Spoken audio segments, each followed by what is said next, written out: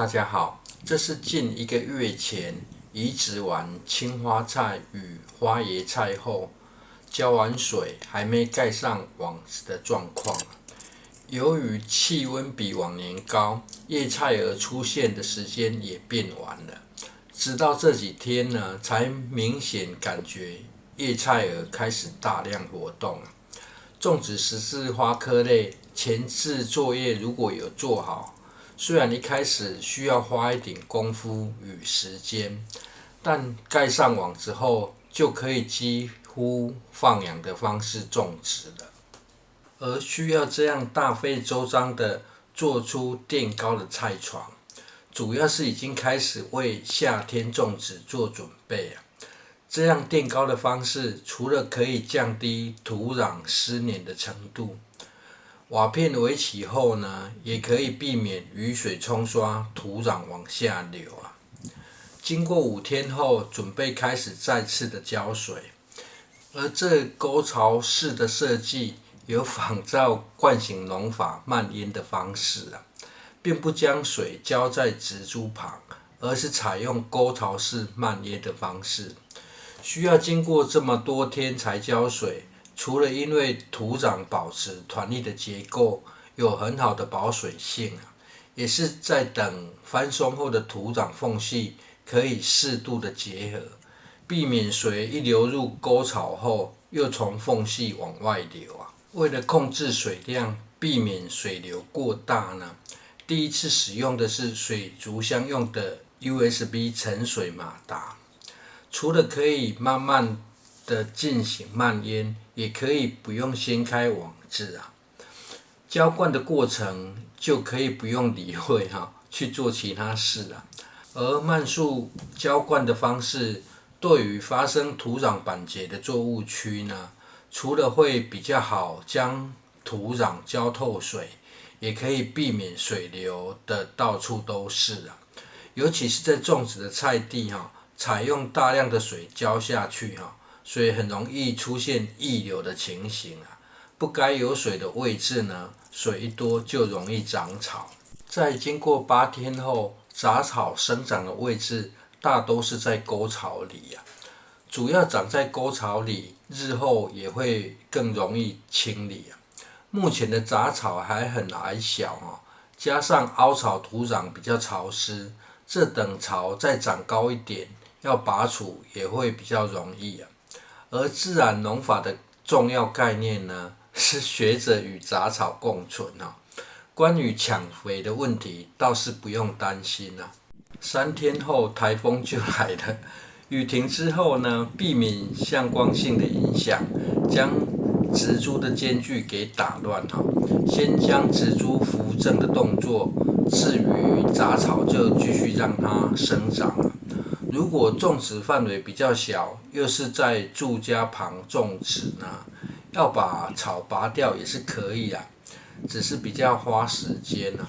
而这菜地的过往一直是种植水稻，土壤不是遇水则发，而是遇水则黏，更是需要有与杂草共存的忍耐力。而若是用不同角度看待这些杂草，会比较容易克服与杂草共存的心魔。这些杂草呢，在花椰菜还小时，其实提供的遮阳效果，对于蚯蚓很有吸引力。这也是沟槽里会开始出现隐分的原因。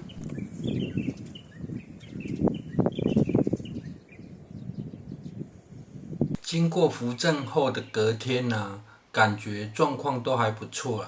只是其他区域土壤没有利拢起来，土壤要脱水就很花时间了。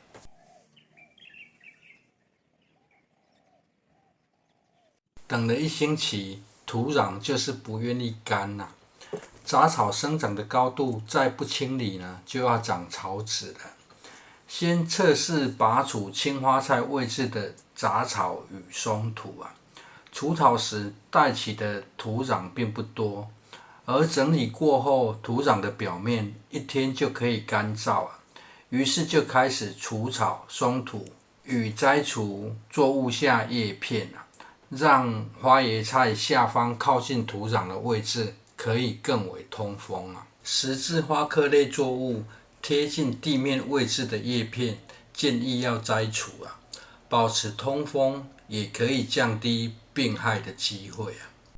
然而，虽然现在长了不少草啊，不知是杂草看习惯了，或是拔草拔习惯了，这些杂草感觉倒是蛮好看的啦。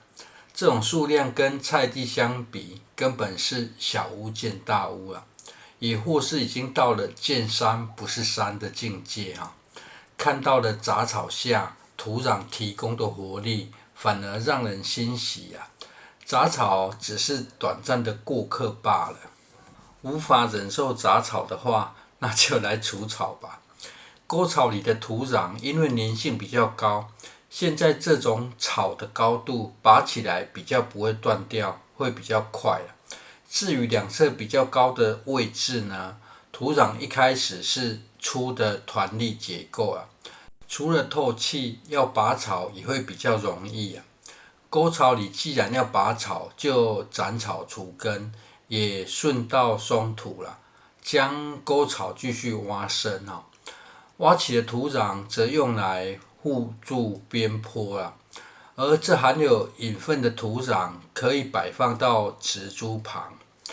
养分的小团粒结构可以维持透气与提供养分啊，这遇到下雨时就有溶掉的效果。